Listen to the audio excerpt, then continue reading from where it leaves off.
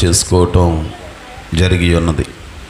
అంచేత ప్రతి నెల దేవుని ఉపకారాలు, దేవుడు చేసిన మేలులు గుర్తు చేసుకుంటూ ఆయన సన్నిధిలో ఈ రీతిగా కూడికలు బిడలు ఏర్పాటు చేసుకుంటూ ఉన్నారు. నమ్ముట నీ వలన అయితే నమ్మువానికి సమస్తమును సాధ్యమే. ఎవరైతే దేవుని సన్నిధిలో విశ్వాసం ఉంచి ఆ మాట నమ్మి ఆ రీతిగా కొనసాగిస్తూ ఉంటారో అటు వారందరినీ దేవాతి దేవుడు దీవిస్తూ ఆశీర్వదిస్తూ ఉంటూ ఉన్నాడు. అనేక మంది నమ్మిన వాళ్ళు ఉన్నారు, నమ్మని వాళ్ళు కూడా ఉన్నారు.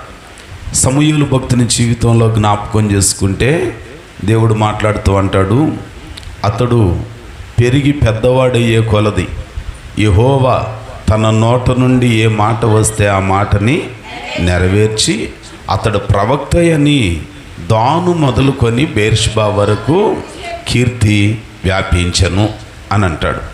ఓ సేవకునిగా ఓ దీవెన పదం పలికినప్పుడు ఎవరైతే నమ్ముతారో, ఎవరైతే విశ్వసిస్తారో వారందరికీ దేవుడు మేలులు చేస్తాడు. ఈయన చెప్తే ఇదేమైద్దిలే, ఈయన సేవకుడా, ఈయన వలన జరిగిద్దా అని అనుకుంటే చేయగలిగేది ఏమీ ఉండదు. కొన్నిసార్లు సొంత వాళ్ళే తృణీకరించారు. మిరియాము తృణీకరించలేదా మోషేని? యోసేపుని తోడబుట్టిన వాళ్ళు తృణీకరించలేదా? అంత మాత్రాన దేవుని కార్యాలు ఆగిపోయేవేవి కాదు. అయితే మానవులమైన మన అందరి జీవితానికి కొన్ని కష్టాలు కలుగుతూ ఉంటాయి, శ్రమలు కలుగుతూ ఉంటాయి, సమస్యలు కలుగుతూనే ఉంటాయి. యేసు ప్రభువారు సశరీరునిగా జీవించుచున్న దినాలు ఆ దినాలలో మార్కు సువార్త 4వ అధ్యాయంలో ఒకనొక రోజున ఆయనను ఉన్న పళాన ఓ చిన్న దోణిలో తీసుకొని హడావుడిగా అద్దరికి వెళదామని వారు బయలుదేరారు. వారు అద్దరికి పోవాలనని బయలుదేరారు. కానీ దోణి చిన్నదే, కానీ విస్తారమైన అలలు దాని మీద కొట్టినందున వాళ్ళు చాలా ఇబ్బంది పడిపోయారన్నమాట. ఇక చివరికి ఆ సమస్యలలో వాళ్ళు చేయాల్సిన ప్రయత్నాలన్నీ చేశారు. ఆ ప్రయత్నాలన్నీ విఫలమైపోయాయి. కానీ ఎవరు ఆ సమస్యలలో వాళ్ళకు ఉపయోగపడ్డారు, ఎవరు ఆ సమస్యలలో వారిని ఆదుకున్నారు అనేది జ్ఞాపకం చేసుకుంటే ఆ 4వ అధ్యాయంలో 35వ వచనం నుండి చూస్తే అంటాడు, అక్కడ జ్ఞాపకం చేస్తూ అంటాడు, వాళ్ళు ప్రయాణం చేసే దోణె చిన్నది, వాళ్ళ దోణె చాలా చిన్నది. 30 ఏళ్ళు అంటాడు, పెద్ద తుఫాను రేగి ఆయన ఉన్న దోణి మీద కొట్టినందున దోణె నిండిపోయింది. కొన్ని సందర్భాలలో దోణి చిన్నదే, కానీ వచ్చిన అలలు మాత్రం, తుఫాను మాత్రం చాలా పెద్దది. మనం కూడా అనుకుంటాం నా విశ్వాస జీవితం చాలా చిన్నది, నా ప్రార్థనా జీవితం చాలా చిన్నది, నాకు వచ్చిన సమస్యలు చాలా పెద్దవి. ఇంకొంతమంది అనుకుంటారు, అమ్మో నేను తట్టుకోలేనని బాధలు దేవుడు పెడుతున్నాడమ్మా అని అంటాడు. కానీ దేవుని వాక్యం చెప్పిద్ది, మనము సహింపగలిగినంత కంటే మించి దేవుడు ఎవరిని శోధించడు. అసలు శోధించటం ఎందుకు? బంగారాన్ని నిప్పుల్లో పడేయటం ఎందుకు అనంటే అది కాలే కొద్దీ దానికున్న మస్టు మలినం అంతా తొలగిపోయి శుద్ధ సువర్ణంగా మార్చబడిద్ది. బాధలు కలుగుతాయి, దోణి చిన్నదే, తుఫాను పెద్దదే. అయితే ఆయన వెంబడి మరి కొన్ని దోణిలు వచ్చాయి, కానీ యేసయ్య లేని దోణిలు ఆరంభంలో కనపడ్డాయి. వాటి ముగింపు వెతికినా మనకు దొరకదు. రాత్రికాల సమయంలో దేవుణ్ణి నమ్ముకుంటే, ప్రభువుకు మన జీవితంలో చోటిస్తే అన్ని కష్టాలే, అన్ని బాధలే.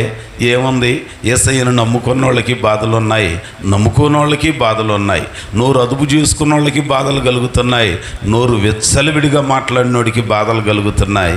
ఏముంది అని అనుకుంటే ఒకే ఒక మాట, ఆయన వెంబడి మరికొన్ని దోణిలు వచ్చెను అని అంటాడు 36వ వచనంలో. కానీ తుఫాను రేగి ఆయన ఉన్న దోణి మీదనే అలలు కొట్టినాయి, కానీ ఆయన లేని దాని మీద అలలు కొట్టల. కొంతమంది అప్పుడప్పుడు అనుకుంటాం, నాకేం కొదువు లేదు, నాకేం చింత లేదు, నేను చాలా బాగున్నా, నా రాబడి ఎంత, నాకున్నదంతా అబ్బో మామూలుగా ఉండదు. కానీ ఒకటి గుర్తుపెట్టుకో, యేసయ్య నీ దోణిలో ఉంటే ఎవడైనను సద్భక్తితో బ్రతకనుద్దేశించిన ఎడల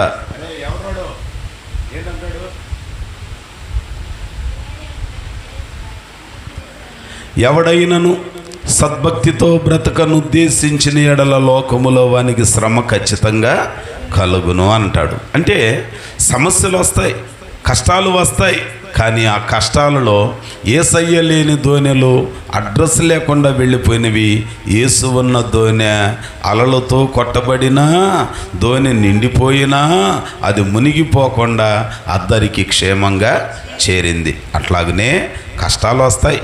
ప్రభువుని నమ్ముకున్న నీవు, ప్రార్థనకు వచ్చే నీవు, దేవునికి నీ హృదయంలో చోటిచ్చిన నీ కుటుంబానికి కొన్ని కష్టాలు వస్తాయి, కొన్ని ఇబ్బందులు వస్తాయి, నిందలు వస్తాయి, నిట్టూర్పులు వస్తాయి. నమ్మకంగా ప్రమాణం చేసిన వాళ్ళే అలాగున అప్పజెప్పిన పరిస్థితులు మనం యేసయ్య జీవితంలో చూచాం, యోసేపు జీవితంలో చూచాం. ఇవన్నీ ఎందుకు అనంటే యుగాంతమందున్న మనకు బుద్ధి కలగటానికి. దేవుడు ఒక్కడే నమ్మదగిన వాడు, కానీ వేరొకళ్ళు కాదు. మన పరిస్థితులు రూపాయి లేనప్పుడు ఒకలాగా ఉంటాయి, రూపాయి ఉన్నప్పుడు ఒకలాగా ఉంటాయి, మెతుకు దొరకనప్పుడు ఒకలాగా ఉంటాయి, మెతుకు దొరికినప్పుడు ఇంకొకలాగా ఉంటాయి. అందుకనే సమస్యలు వచ్చినప్పుడు, కష్టాలు వచ్చినప్పుడు, ఆ సమస్యలలో నుంచి, ఆ బాధల్లో నుంచి బయటపడాలని అంటే ఏం చేయాలి? మనుషులు అనేక రీతులుగా వాళ్ళ ఇష్టానుసారంగా సొంత ఆలోచనలు చేస్తారు, కానీ వాటి వలన ప్రయోజనము కలగదు. ప్రతి సమస్యకి దేవుని వాక్యంలో మనకు పరిష్కారం దొరుకుతూ ఉంటుంది. ఉదాహరణకి పరిశుద్ధ గ్రంథంలో మనం జ్ఞాపకం చేసుకుంటే 119వ కీర్తనలో భక్తుడు పాట పాడుతూ ఆ 18వ చరణంలో ఒక మాట అంటాడు. 119వ కీర్తన 18వ చరణం ఏమన 119వ కీర్తన, నీ ధర్మశాస్త్రమందు ఆశ్చర్యమైన సంగతులను చూచినట్లు నా కన్నులను తెరువుము, నా కన్నులను తెరువుము. అంటే ప్రతి సమస్యకు పరిష్కారం ఎక్కడ దొరికిద్ది? దేవుని వాక్యంలోనే దొరుకుతుంది. కానీ మనకి ఎందుకు తెలియట్లేదు అని అంటే మన కన్నులు తెరవబడట్లా. అంటే ఈ కళ్ళు బాగానే ఉన్నాయి, వాక్యం చదివే టైం ఉండట్లా. అందుకనే ఓ దైవ సేవకురాలు ఓ మంచి చక్కని పాట పాడుతూ ఉంటుంది. కన్నులుండి చూడలేవా యేసు మహిమను, చెవులుండి వినలేవా యేసు మాటను, కాళ్ళుండి నడవలేవా యేసు బాటను. ఇవన్నీ ఉన్నప్పుడు ఏం తెలియదు. అప్పుడప్పుడు మనకు కూడా బలం ఉన్నప్పుడు ఏం తెలియదు. ఆమె మళ్ళీ అంటది, బలమంతా పోయాక. ఇప్పుడు తెలియదు. బలం పోయితే అప్పుడు భక్తి గీతాలు వస్తాయి. బలం ఉంటేనేమో అమ్మో దేవుడు లేడు, గీవుడు లేడు. పూట గడిస్తే దేవుడా గీవుడా, రూపాయి ఉంటే దేవుడా గీవుడా. ధర్మశాస్త్రములోని సంగతులను తెలుసుకొనున్నట్లుగా మనం ప్రార్థన చేయాలి. ప్రభువా ఇంత ఇచ్చావయ్యా, ఇచ్చిందంతా నీ దానమేనయ్యా, నేనేమై ఉన్నానో అది కేవలం నీ కృప వలనేనయ్యా. నేను ఎందుకు ప్రతిసారి ఎవరు కుటుంబ ప్రార్థన పెట్టుకున్నా జ్ఞాపకం చేస్తూ ఉంటానండి. ఈ మధ్య చాలామంది మనం మర్చిపోతున్నాం సంగతులన్నీ మర్చిపోతున్నాం. శేఖర్ గారు, కేజీఆర్ గారు బైపాస్ రోడ్లో ఆ చిన్న గుడిసెలో ఉంటూ చుట్టూ సరైన తడికలు కూడా లేకుండా ఎన్నో ఇబ్బందులు పడేవాళ్ళు. దేవుని సన్నిధికి వచ్చిన తర్వాత వాళ్ళ విశ్వాసాన్ని బట్టి దేవుడు దీవించడం మొదలుపెట్టాడు, దేవుడు ఆశీర్వదించడం మొదలుపెట్టాడు. అంచెలంచెలుగా పిల్లలు పెరగటం, పెద్ద అవటం, కుమార్తెకి పెళ్లి చేయటం, కుమార్తె పిల్లలు కూడా మళ్ళీ కుమార్తె అంత అవటం ఎంత గొప్ప విషయమేండి. దేవుని కార్యాలు ఎంత గొప్పగా ఉంటాయండి. ఏమీ లేదనుకున్న వాళ్ళ జీవితాన్ని దేవుడు ఆశీర్వదించి క్షేమంతో నింపాడు. అన్నీ ఉన్నాయనుకొని అహంతో గర్వంతో ఉన్నవాళ్ళు అలాగును తారుమారు అయిపోయిన పరిస్థితులు కూడా ఉన్నాయి. అందుకని ఆయన అంటాడు, ఆయన బలిష్టమైన చేతి క్రింద దీన మనస్కులై ఉండాలి. ఉండాలి. అప్పుడప్పుడు మనం కూడా అనుకుంటా అట్నే చెబుతారులే, నేనేంటో నాకు తెలుసు, నా దేవునికి తెలుసు అని అన్నానంటే వాక్యంలో అందుకే అంటాడు, కళ్ళు తెరవబడితే తెలిసిద్ది ఒకని మార్గం వాని దృష్టికి సరి అయినదిగానే ఉంటుంది. తుదకి ఎక్కడికి వెళ్ళిపోద్ది మనకు తెలియని మాట అది మనందరికి బాగా తెలుసు. అందుకనే సమస్యలు ఎప్పుడు వచ్చినా సరే ఆ సమస్యలకు పరిష్కారం దేవుడు ప్రక్కనే ఉంచుతాడు. ఏదైనా కష్టం వచ్చితే నీకు వచ్చిన కష్టం బైబిల్ గ్రంథంలో ఏ భక్తులకు వచ్చింది, ఏ భక్తి జీవితం కలిగిన వాళ్ళకి వచ్చింది, ఏ కుటుంబానికి వచ్చిందో చూచి వాళ్ళు ఆ కష్టకాలంలో ఏం చేశారో మనం కూడా అట్లాగనే చేయాలి. కరువు వచ్చింది, ఎసట్లో కూడా లేవు, వెంటనే నువ్వు ఎవరిని గుర్తు చేసుకోవాలి? సారేపత్తులో ఉన్న విధవరాలని గుర్తు చేసుకోవాలి. ఒకవేళ దెబ్బ మీద దెబ్బ, నష్టం మీద నష్టం, కష్టం మీద కష్టం వచ్చిందనుకోండి, ఎవరిని గుర్తు చేసుకోవాలి? యోబు భక్తుని గుర్తు చేసుకోవాలి. చేసుకొని 2 అధ్యాయాలు టపా చదివి బైబిల్ మోతేసి ఇక ఇష్టం వచ్చినట్టు పనికి మాలిన ముచ్చట్లు వేయటానికి అరుగుల మీద కూర్చుంటే దేవుడు పరిష్కారం ఎవడు ఏం చెయ్యాలి? ఆయన ఏం చేశాడంట, గోనెపట్ట కట్టుకొని తలని గొరిగించుకొని. మనమైతే పెరిగేదాకా మళ్ళీ వస్తామండి, పొరపాటును కూడా రావు. మొన్న ఒక ఆయన చెబుతున్నాడు, మీ ఆవిడ తల్లి ఎందుకు మొక్కుకుంటున్నావు ప్రతి సంవత్సరం గొణదల్లో అని అంటే అన్నాడు, ఈ జడేసుకొని నాకు లేనిపోయిన తిప్పలు తెచ్చి పెడుతుందని. కానీ ఏటేట ఎవరిది మొక్కుంటాడంట? ఎంత గొప్పోళ్ళు వీళ్ళు కదండి. దేవుని వాక్యంలో చూస్తూ ఉన్నాం, నీ ధర్మశాస్త్రములోని సంగతులను చూచున్నట్లు నా కన్నులు తెరువు. సమస్యలు వస్తాయి, కానీ ఆ సమస్యలకు పరిష్కారం ప్రక్కనే దేవుడు ఉంచుతాడు. అపాయాలు వస్తాయి, కానీ తప్పించుకునే ఉపాయాన్ని దేవుడే చూపిస్తాడు. ఫర్ ఎగ్జాంపుల్ బైబిల్ గ్రంథంలో జ్ఞాపకం చేసుకుంటే 21వ అధ్యాయం ఆదికాండము, కొద్ది మాటలే మీ జ్ఞాపకం చేసి నేను ప్రార్థన చేస్తాను. చూడండి, ఆదికాండము 21వ అధ్యాయము 21వ అధ్యాయంలో మనందరికీ తెలిసిన సంఘటన, మనందరికీ తెలిసిన తల్లి హాగరమ్మ జీవితం మన జ్ఞాపకానికి వచ్చింది. ఎవరండి ఆ తల్లి? అబ్బా, అసలు ఆమె కొన్న సుగుణాలు మనలో ఎంతమందికి ఉన్నాయో సుగుణాలు. ఆమె బానిసగా ఉన్నప్పుడు, ఆమెకి ఏమి లేనప్పుడు అణిగి మణిగి ఉన్నదంట. మొత్తానికి ఆమె గర్భవతి అయిన తర్వాత, కాస్త ఫలభరితమైన తర్వాత, కాస్త చిగురు పుట్టాక, కాస్త ఎండినోళ్ళు పచ్చగా అయిన తర్వాత ఇప్పుడు ఆమెకేం వచ్చిందంట? చెప్పాల్సిన అమ్మగారికి వందనాలు చెప్పట్లేదంట. ఏంటన్నానంటే, రేపో మాపో నీ జీవితానికి ఇంతవరకు ఏమీ లేదు. నేనైతేనా అప్పుడప్పుడు మనకు కూడా అట్లా అనిపించింది, నువ్వు ఎంతకాలం ప్రార్థనకు వస్తున్నావు, నీకేం జరిగింది? నేను చూడు నీకన్నా వెనకొచ్చా, నాకు ఎంత జరిగింది? అక్కడికి వెళ్ళావు, నీకేం జరిగింది? నేను ఇక్కడికి వెళుతున్నా, చూడు నాకు ఎన్ని జరిగాయో, ఏం జరుగుతున్నాయో లెక్కెట్టుకుంటే ప్రతి వాళ్ళది మనకు అర్థమవుతూ ఉంటుంది కదండి. ఈమె కూడా తన యజమానురాలు ఈ బానిస, ఈ దాసి దృష్టికి ఎట్లాగును కనపడిందో తెలుసండి, నీచురాలుగా కనపడిందంట. ఎంత ఘోరమేండి, కూడిపెట్టిన చెయ్యి కదా, కడుపు నింపిన చెయ్యి కదా, చలి కాసుకోవటానికి బట్టలు ఇచ్చిన చెయ్యి కదా, ఆశ్రయం ఇచ్చిన చెయ్యి కదా, అండగా ఉన్న చెయ్యి కదా, కడుపారు పెట్టిన చేతిని చూచి ఆమెకి గర్భఫలం కలగకుండా నీ కలిగినంత మాత్రాన అంత కొమ్ములు వచ్చేసినాయి ఆమెకి. ఏమంట ఆ మదిలో ఏమనుకుంటుందన్నానంటే, ఆ యజమానురాలు ఈమె దృష్టికి ఎట్లాగును కనపడ్డదంటండి, నీచురాలుగా కనపడ్డదంట. అబ్బో, ఏమో కూడా కొమ్ములు మొలిశాయని దేవుడు ఏం చేశాడనంటే మొత్తానికి ఒక సందర్భంలో తారసపడి అంటున్నాడంట, శారాయి దాసివైన హాగరు ఎక్కడి నుండి వస్తున్నావు, ఎక్కడికి వెళుతున్నావు? శారాయి దాసి ఏంటి? ఆ క్యాటర్ ఎందుకు గుర్తు చేయాలి? ఆ పోస్ట్ ఎందుకు గుర్తు చేయాలి? ఏమండి, దాసికి పేరుందగా, హాగరో అనొచ్చుగా. శారాయి దాసివైన హాగరో అన్నానంటే నువ్వు ఏదైతే మర్చిపోతున్నావో దేవుడు దానిని గుర్తు చేస్తున్నాడు. 21వ అధ్యాయంలోనికి వచ్చేసరికి దేవుడు ఇంకొక కుమారుణ్ణి ఇచ్చాడు. ఆ కుమారుడు ఇష్మాయేలు. ఇప్పుడు ఆ కుమారుణ్ణి తీసుకొని మొత్తానికి అబ్రాం బయటికి పంపిస్తే వెళ్ళిపోతుంది. ఎందుకని? ఆ 8వ వచనంలో అంటాడు 21వ అధ్యాయంలో, ఆ పిల్లవాడు పెరిగి పాలు విడిచెను, ఇస్సాకు పాలు విడిచిన దినమందు అబ్రహాము గొప్ప విందు చేసెను. అప్పుడు అబ్రహామునకు ఐగుప్తీరాలైన హాగరు కనిన కుమారుడు పరిహసించుట శారా చూచి. పరిహసించుట ఎక్కడి నుంచి వచ్చింది? అమ్మ దగ్గర నుంచే. అమ్మ పరిహసించిందా లేదా? ఎవరిని? మేనత్తను కాదు, మేనమామను కాదు, ఎవరిని?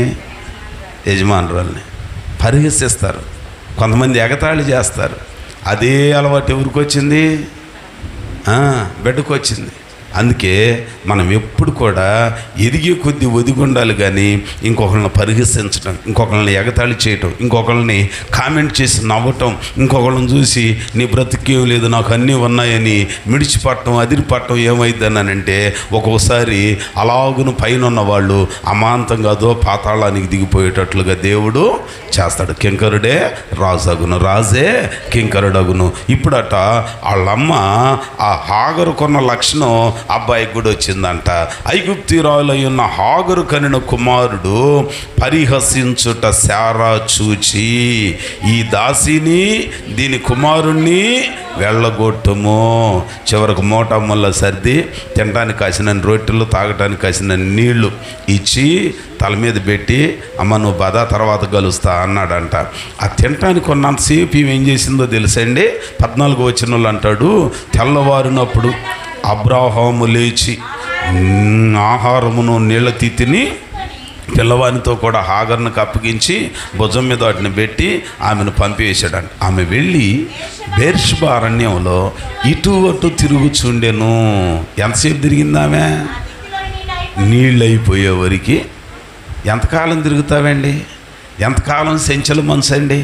ఎంతకాలం అయితే అటు, కాకపోతే ఇటు, మళ్ళీ అక్కడ పోయి ఇటు, అక్కడ ఎండిపోయి ఇటు, ఇక్కడ ఎండిపోతే అటు అని నికరం ఉండదా? నికరం లేనోడు ఎకరం కోసిన మాటలు చెబుతూ ఉంటాం, కానీ నీకు స్థిరత్వం లేదా?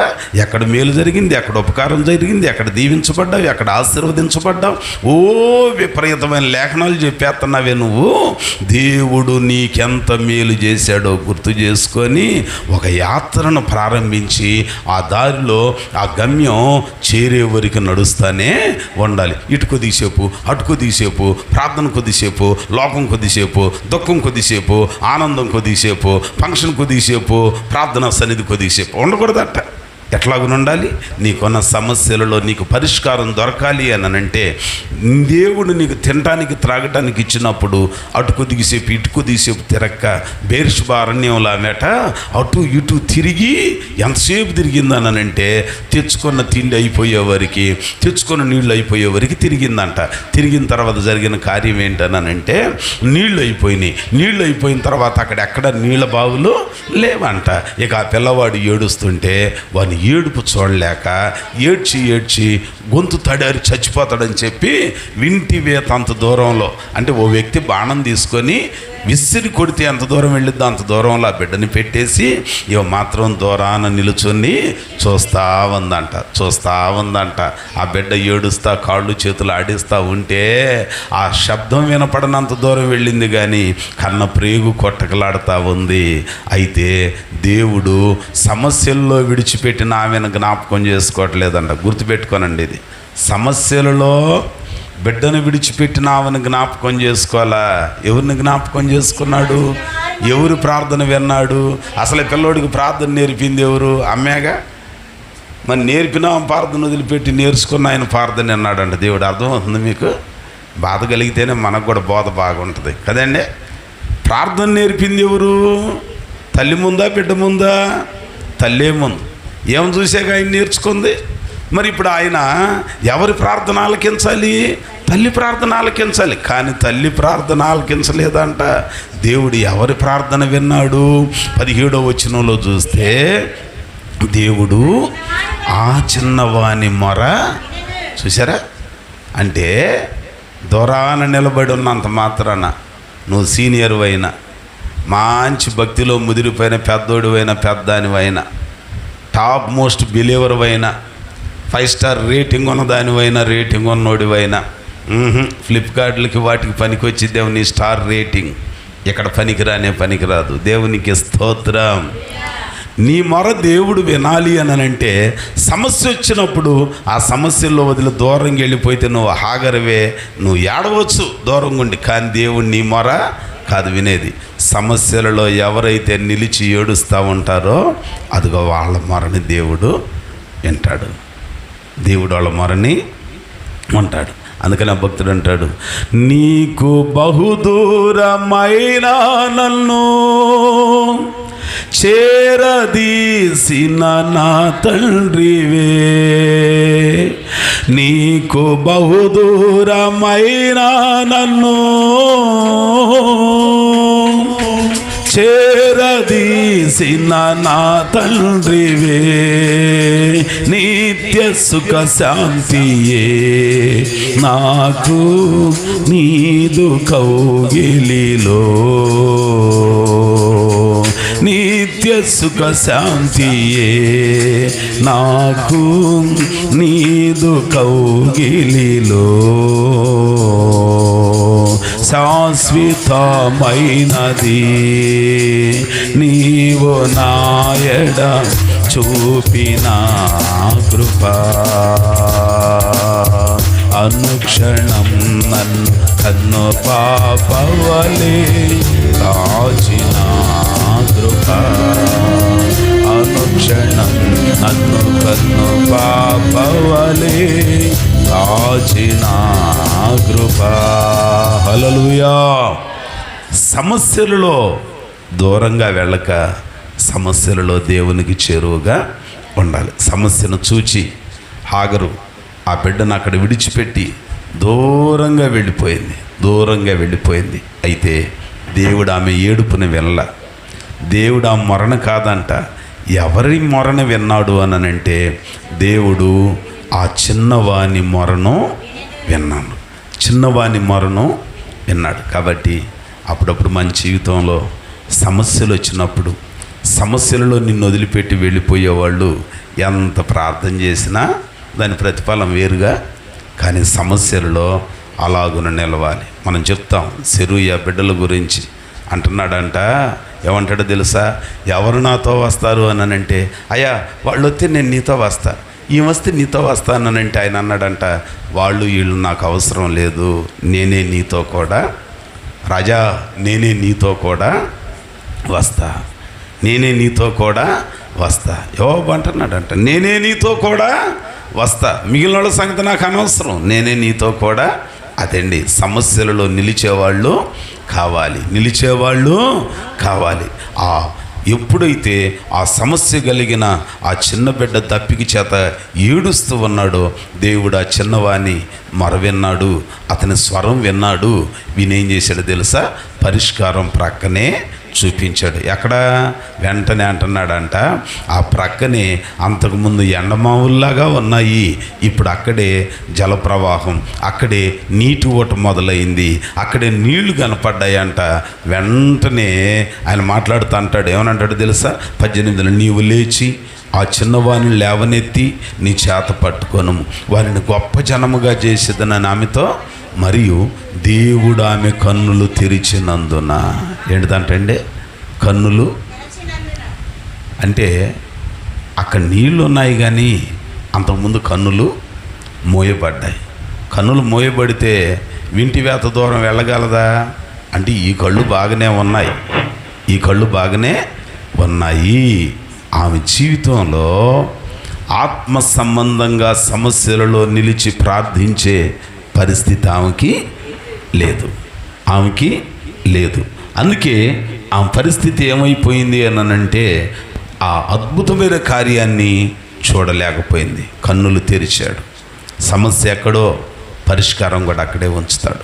సమస్యలలో మనం కూడా హాగరు సమస్యలలో ఉన్న వాళ్ళని విడిచిపెట్టి దూరంగా వెళ్ళినట్లుగా భయపడి మనం వెళ్ళకూడదు. జాలి ఉన్నది, ప్రేమ ఉన్నది. సమస్యలో ఉన్న బిడ్డను చూడలేక, వాని మరణం చూడలేక దూరంగా వెళ్ళిపోయింది. దూరంగా వెళ్ళకుండా ఆ బిడ్డను పట్టుకొని, బిడ్డని ఇచ్చిన భగవంతుడా, వీని చావు బ్రతుకుల్లో ఉన్నాడయ్యా, ఒక అద్భుతం చేయ్యా అనంటే దేవుడు గొప్ప కార్యం చేసి ఆ పిల్లవాని మొర కాకుండా ఇదిగో ఏ మొరనే దేవుడు ఆలకించేవాడు.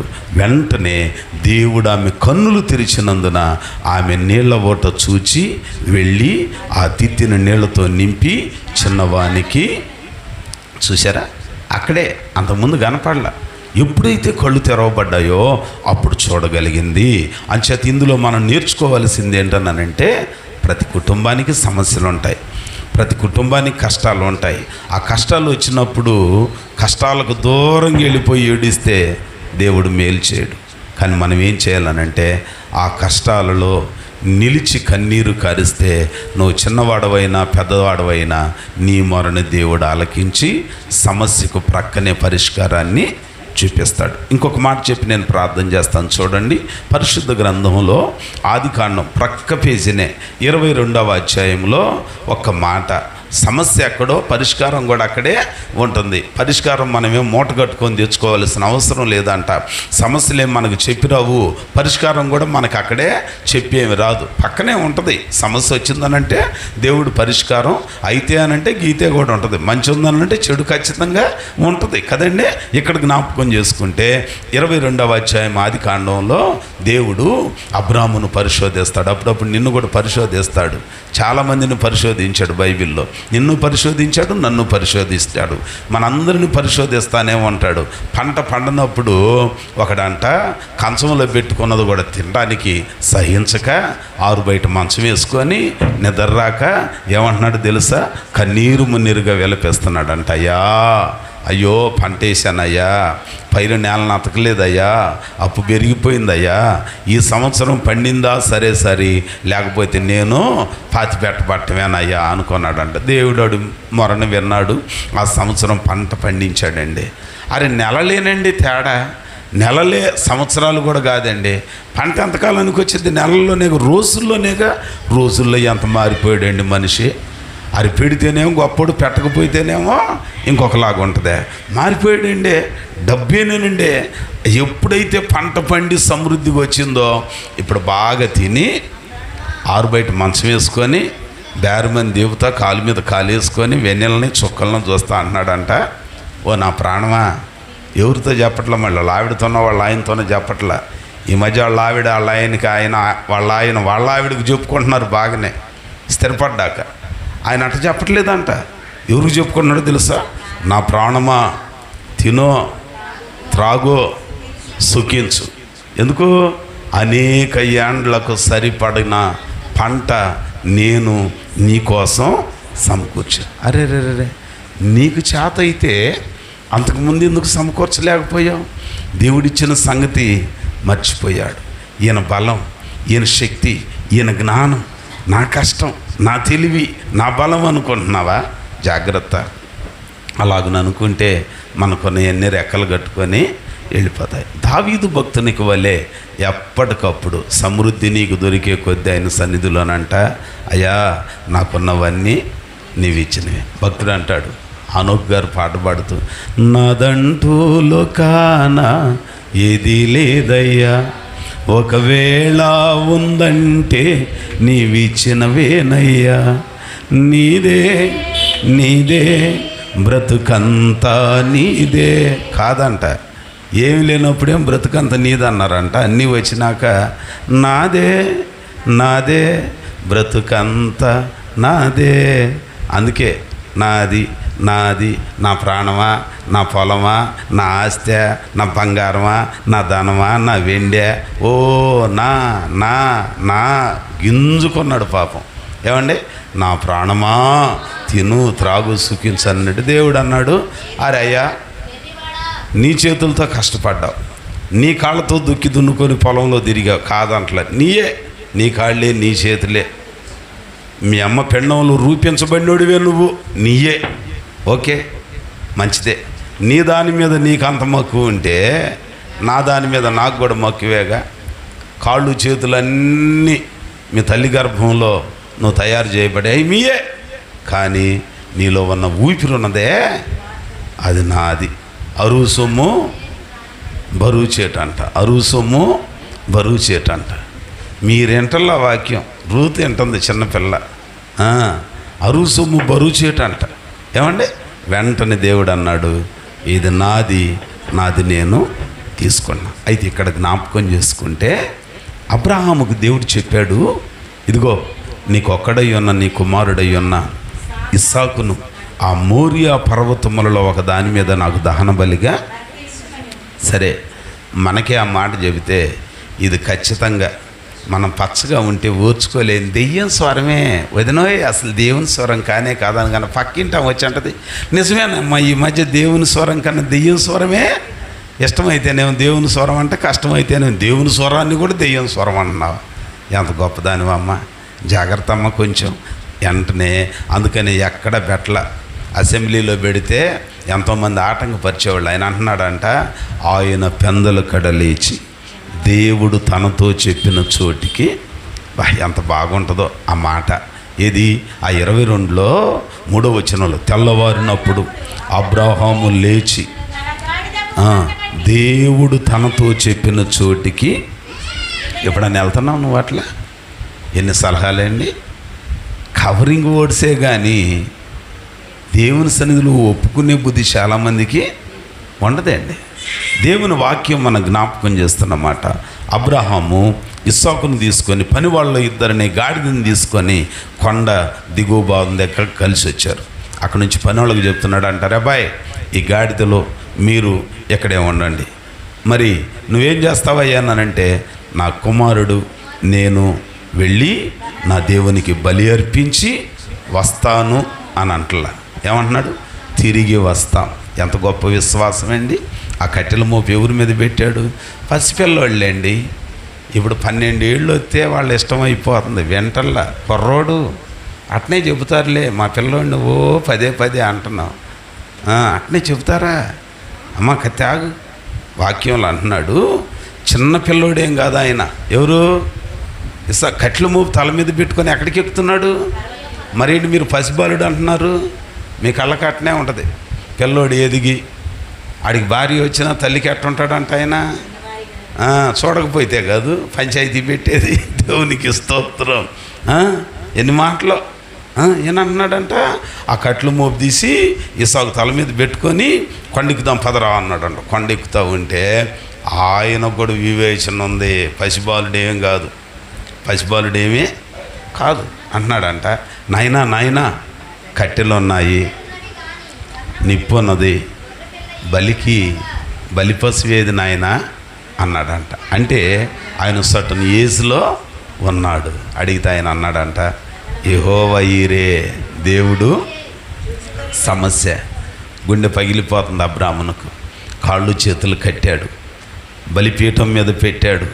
అయ్యో దేవుడు ఏదో ఒక అద్భుతం చేస్తాడు నమ్మకం ఉంది, కానీ గుండె బ్రద్దలవుతుంది. కత్తి ఎత్తాడు, అయిపోయింది. ఒకవేళ ఈ బిడ్డను తీసుకొని దేవుడు మళ్ళీ ఎవరినన్నా ఇస్తాడా? ఎన్ని ఆలోచనలు వస్తాయండి. వెంటనే అన్నాడంట, కత్తి ఎత్తి, రేయ్ కాశం కొడుక, రే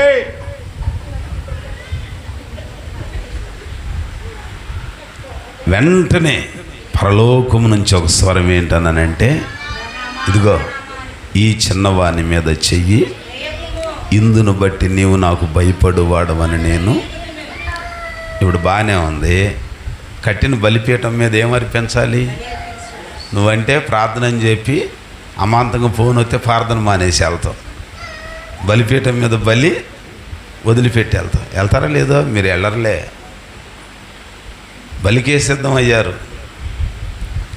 బలి అర్పించడానికే శనివారం రాత్రి ఇస్త్రీ బట్టలు కావలసిన షాంపూలు బొంపోలు అన్నీ సిద్ధం చేసుకున్నారు. ఆదివారం ఉదయమే ఫోన్ వచ్చింది, సావు కబురు అయితే నో ప్రాబ్లం.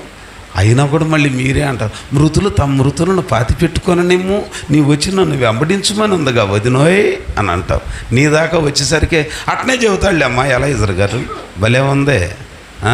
అట్లా కాదు. వాక్యం ఎవరికైనా, తోకం ఎవరికైనా ఖచ్చితంగానే ఉంటుంది. ఏమంటున్నాడు తెలుసా? వెంటనే ఇందును బట్టి నీవు భయపడువాడని ఎరుగుదా అన్నాడు కదా. అయ్యా మరి బలిపీఠం కట్టిన బలిపీఠం మీద బలి అర్పించకుండా వెనక్కి వెళ్ళకూడదయ్యా, ఏంటి సంగతి అని అంటే, ఒక అద్భుతం అందులో జరిగింది. 13వ వచనంలో చూస్తే, కన్నులెత్తి చూడగా పొట్టేళ్ళు. అంటే సమస్యలలో మనం ఏం చేయాలి?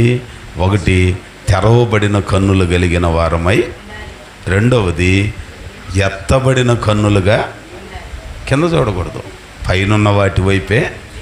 మనం ఏంటో భూ సంబంధమైన వాటి మీదనే తెగ ఇదైపోతాం మనం. కాదండి, ఎత్తబడిన కన్నులు కావాలి. చివరిలో సంఖ్యాకాండం 21:9 చూస్తే, మీరు ఆ యుద్ధుడి సర్పం వైపు నిదానించి చూడాలంట. ఎట్లాగని చూడాలంటే అండి, సావకుండా బ్రతకాలనంటే ఏం చేయాలి? నిదానించి చూడాలి. మొదటిది తెరవబడిన కన్నులు, రెండవది, మూడవది నిదానించి చూశాను. కొంతమంది హడావుడిగా చూడటం, 3 వారాలు వస్తాం హడావుడి, ఇక రాము. 3 నిమిషాలు ప్రార్థన చేస్తే వాళ్ళ అంతరాత్మ చెప్పిద్ది, ఈరోజు ఎక్కువసేపు ప్రార్థన చేసావు సిస్టరు, గంట చేసినట్టున్నావు, టైం చూడనంటే 3 నిమిషాలే, 3 నిమిషాలే నీకు అయ్యేది. జాగ్రత్త. అందుకే నిదానించి చూసే కన్నులు కావాలి. దేవుని వాక్యం మన జ్ఞాపకం చేస్తుంది. ఈ పద్ధతులలో శేఖర్ గారు, కేజా గారు కుటుంబం అలాగూ దేవుని సన్నిధిలో గడిపారు, బ్రతికారు. దేవుడు మేలు చేశాడు, దీవించటం మొదలుపెట్టారు. సమస్య ఎక్కడొచ్చిందో ఆ సమస్యకు పరిష్కారం కూడా ఆయనే చూపించాడు. అంచేత ఈ రాత్రి ప్రభు సన్నిధిలోనికి చేరిన నీవు, నేను, మనమందరం మనకున్న సమస్యలలో అటు ఇటు చూడక దేవుని వాక్యంలో పరిష్కారం వెతుక్కుందాం. తెరవబడిన కన్నులు కలిగి ఉందాం, ఆయన తట్టు ఎత్తే కన్నులు కలిగి ఉందాం. నిదానించి దేవుని కార్యాలు చూచేవారిగా, తొందరపాటు కాకుండా, హడావిడిగా కాకుండా, తత్తరపాటుతో కాకుండా ఆయన సన్నిధిలో నిదానించి ఆయన వైపు చూస్తూ ఆయన చేసే అద్భుతాల కోసం వేచి ఉందాం. దేవుడి మాటలు దీవించి తన కృపలో మనల్ని బలపరచునుగాక. ప్రార్థన చేసుకుందాం. అందరం హృదయపూర్వకంగా దేవుని సన్నిధిలో మనసారా ప్రార్థన చేద్దాం. దేవా, నా పరిస్థితులు ఇట్లాగున్నాయ్యా, నా స్థితిగతులు ఇట్లాగున్నాయ్యా. దేవుని సన్నిధిలో ఏవి మనకు దూరం అయ్యాయో, ఏవి మనకు ఎడమయ్యాయో ఈ రాత్రి ఆయన సముఖానికి, ఆయన సన్నిధానానికి చేరిన మనం వేడుకొందాం. నీ దయ నుండి దూరము కాగా ప్రేమతో పిలచి పలుకరించిది. ఆశ్చర్యకరుడా, ఆలోచనకర్త, మీకు వందనాలు, స్తుతులు, స్తోత్రములు చెల్లిస్తున్నామయ్యా. ఈ రాత్రి